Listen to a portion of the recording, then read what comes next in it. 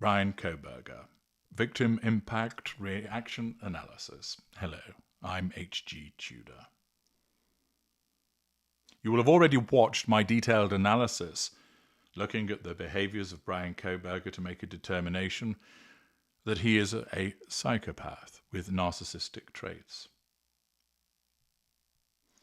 Prior to his sentencing, a number of individuals who had been affected by his actions, who had been affected by him murdering 4 people, gave victim impact statements. And one of them was delivered by the sister of victim Kaylee Gonzalez. And it was delivered in such an angry and profound way that it brought applause from the gallery. Olivia Gonzalez launched into a fiery and unflinching criticism of the killer, challenging his self-image and ego, as well as exposing a desperate quest for notoriety. She first spoke of the deep bond between Kaylee and Maddie Mogan, one of the other victims, saying they always knew her love and would never expect her to expose her pain to someone like Kohberger. "I won't offer you tears, I won't offer you trembling," she said. "Disappointments like you feed on fear. Sit up straight when I talk to you," she demanded of Kohberger. "You are not profound, you're pathetic.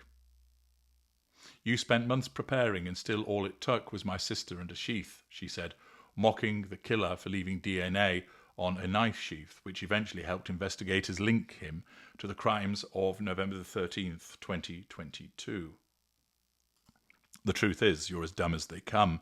Stupid, clumsy, slow, sloppy, weak, dirty. If you were really smart, do you think you'd be here right now? What's it like needing this much attention just to feel real?" she said. Kohberger remained expressionless as Olivia Gonzalez insulted him, at points calling him a sociopath and psychopath and challenging his intelligence, actions, and motivations. "You didn't win. You just exposed yourself as the coward you are. You're a delusional, pathetic, hypochondriac loser," she said. The courtroom applauded after she delivered her final line, saying that if Kohberger hadn't attacked the victims in the middle of the night, Kaylee Gonzalez would have kicked his fucking ass. Other members of the Gonzalez family delivered harsh words, including her father, who took aim at Kohberger's education and intelligence. "Today we are here to finish what you started," he said. "You tried to break our community apart. You tried to plant fear. You tried to divide us. You failed. You were that careless, that foolish, that stupid." He taunted Kohberger and referenced Kohberger's degree in criminal justice. "Master's degree, you're a joke, a complete joke." He said Kohberger would die nameless while the world would remember the legacy of the 4 victims. "You picked the wrong family, and we're laughing at you on your way to the pen," he said. The mother, Christy Gonzalez, also continued her family's polemic against the killer. "You're not that good. In fact, you're not that good at anything. You couldn't secure a job. You couldn't get along well with others."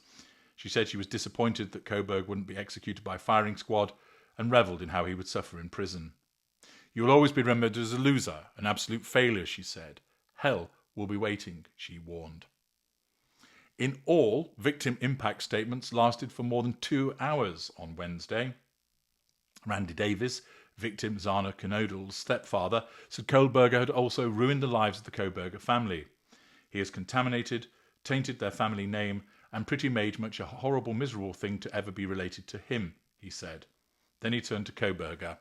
"I don't know what my limits are here. I am struggling, man," Davis said. He said he wished he had 5 minutes with Kohberger in the woods to teach him about loss and pain. "You are going to suffer, man.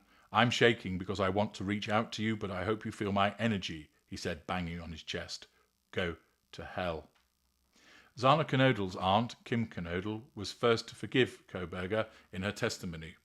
"You know, this is probably going to bother everyone, but Bryan, I'm here today to tell you that I've forgiven you because I could no longer live with that hate in your heart," she said, turning to face Kohberger directly.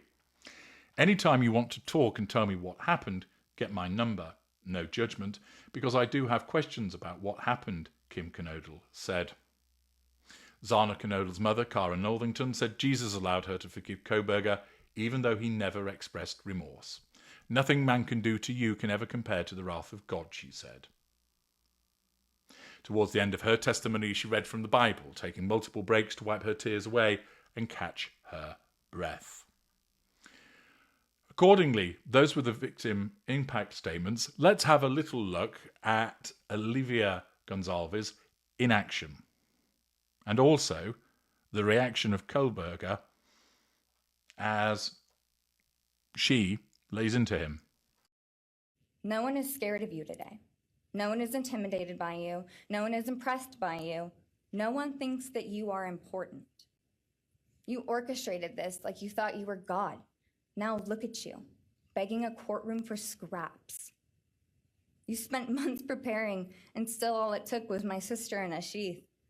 You worked so hard to seem dangerous, but real control doesn't have to prove itself. The truth is, the scariest part about you is how painfully average you turned out to be. The truth is, you're as dumb as they come. Stupid, clumsy, slow, sloppy, weak, dirty. Let me be very clear. Don't ever try to convince yourself you mattered just because someone finally said your name out loud. I see through you. You want the truth? Here's the one you'll hate the most. If you hadn't attacked them in their sleep, in the middle of the night, like a pedophile, Kaylee would have kicked your Thank you. You will note immediately that Kohberger, as he was through many of these victim impact statements, was entirely impassive. He stared ahead. He didn't look down. He didn't look away. He didn't look upset. He didn't look angry. He didn't look anything other than simply staring ahead. But might those words land?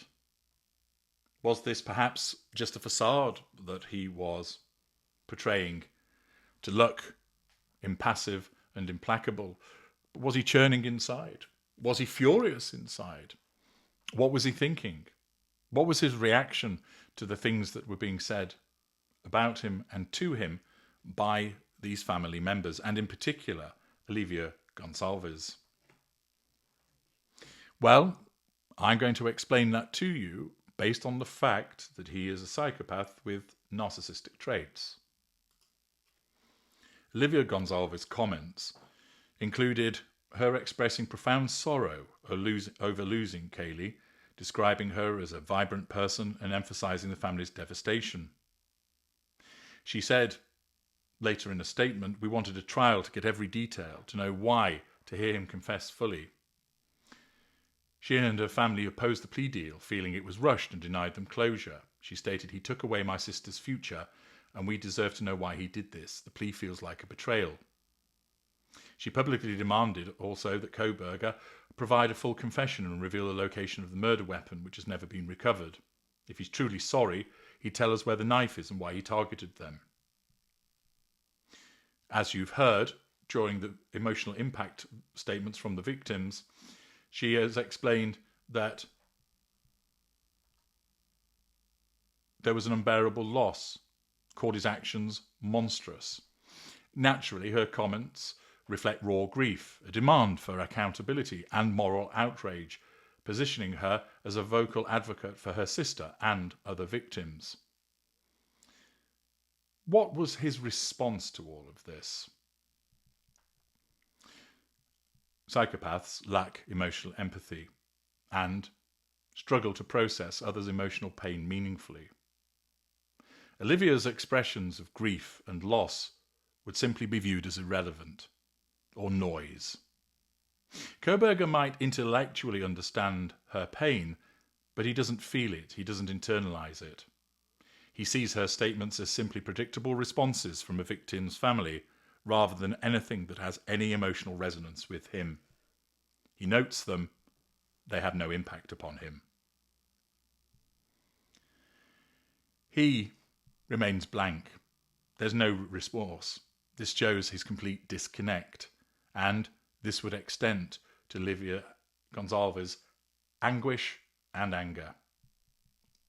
Her demands for a confession and the knife's location would be perceived as threats to control over the narrative, which he has a need for control by virtue of his psychopathy. He prioritizes his self-preservation and naturally maintains manipulation of situations to achieve dominance. His refusal to provide a motive or disclose the knife's location during his plea, despite the prosecution's strong evidence, indicates this desire to retain power, to remain control, even in what many people would see as defeat. He would view her insistence as an attempt to undermine him, prompting a strategic assessment of how to respond, or in this case, not respond, to minimize further scrutiny. Given that there was a degree of grandiosity by virtue of his narcissistic traits, he's likely to interpret her comments as elevating his notoriety. Her public focus on him, calling him monstrous, or demanding answers, would actually, despite her telling him that he's not important, would actually go and feed his sense of importance. Even though he's not a full-blown narcissist, the fact that he has narcissistic traits means that he still has a craving for attention. His congratulatory selfie post-murders and return to the crime scene support that need for recognition. And in actual fact, Olivia's high-profile statements, both in court and outside of it, inadvertently satisfy that need. Whilst he doesn't need fuel, and if he were a narcissist, her comments would be challenge fuel, critical but still fueling him, but he doesn't need fuel, but nevertheless she's still providing him with the satisfaction of notoriety, despite her suggesting that he won't achieve that. Her criticism of the plea deal and call for a trial could be seen as a challenge to his calculated avoidance of the death penalty. As a psychopath, he doesn't want to be held accountable, and therefore he views such a demand as an obstacle to his goals. His flippancy and defiance nature during the plea hearing would mean that he would regard her comments with mild irritation, although he never let that show, and most certainly contempt. He will be thinking of her as an annoyance rather than a moral authority. I do not doubt that as he sat there listening, he would have been thinking about wanting to have stabbed her also, to shut her up, to let her know how powerful he is. He would not be upset, he wouldn't be crushed by her comments, but rather he would just be contemptuous of them and dismissive of them. Her descriptions of Kaylee's vibrant life and the family's pain are met with complete indifference by him. He views them all as objects or means to an end. And his fixation on Kaylee through the Instagram messages and photos on his phone demonstrate that she was a symbolic target. Her sister's grief would not evoke any sympathy whatsoever from him. In actual fact, her upset and her grief would reinforce his sense of power. And while she was not demonstrably hugely upset, or at least not showing it in the defiance that she exhibited, the fact that she has responded in the way would be interpreted by him as reinforcing his sense of power. Her call for a full confession is a direct challenge to his need for control. Accordingly, he resists providing those details of a confession to maintain control. His silence on motive and the knife's location aligns with the necessity of maintaining control. Her frustration with the plea deal will actually amuse him and satisfy him, as he would derive pleasure from outmaneuvering her. Securing life sentences instead of the death penalty would actually be perceived by him as a win, and her anger actually reinforces his sense of having manipulated the system successfully. Calling him monstrous, emphasizing the victim's worth over his, just results in a dismissive response. He's got no sense of guilt. His impassive demeanour means he doesn't internalise her moral judgments. He simply regards them as irrelevant or theatrical. Since there is no genuine empathy or remorse, her expressions of grief don't elicit sadness or regret. His lack of emotion during his guilty plea and sentencing, he just issued yes responses to each murder count without any visible distress, aligns with his psychopathy. He has the capacity to acknowledge her pain intellectually, but he feels nothing. This is consistent, of course, with his teenage post describing himself as an organic sack of meat with no self-worth and lacking emotion when hugging family. If there were any emotional reaction from him, it would be fleeting or superficial. For instance, A demand for answers might spark momentary irritation if perceived as a threat to control, but this would quickly dissipate owing to his emotional shallowness. The fact is that whilst he engaged in compulsive behaviours in jail, excessive hand-washing and long showers, some have suggested this is indicative of anxiety. It's not. It's simply about self-regulation and control, rather than an anxiety or concern for others.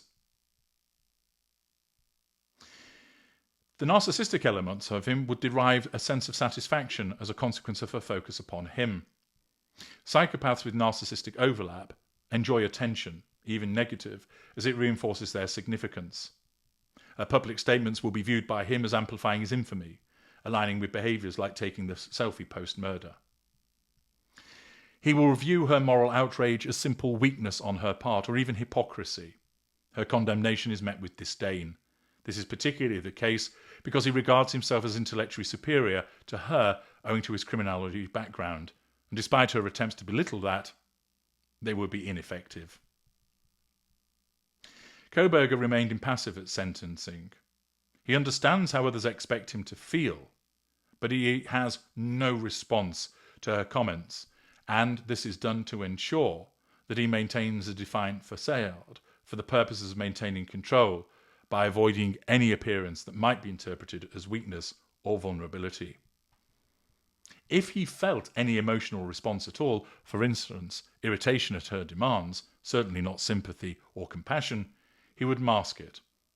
He, as a psychopath, prioritizes image control. His silence during sentencing, despite family requests for a confession, reflects this strategic restraint.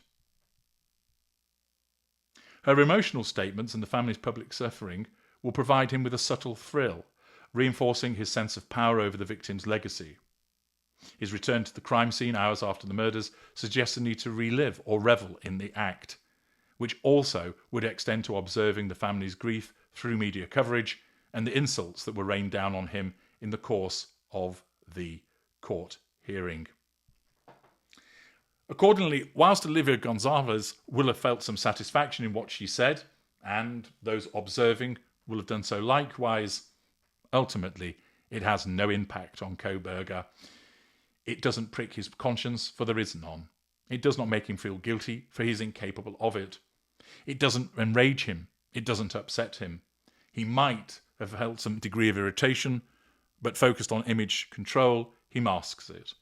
Instead, he'll have simply been contemptuous of her, revelling in his infamy, relishing in the fact that he was being spoken about.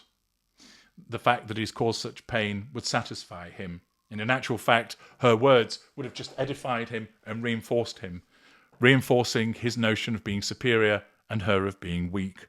Her defiance would have been laughed at by him on the inside. This is the typical response of a psychopath, and provides you with some understanding of how he was reacting despite his impassive appearance. I'm H.G. Tudor.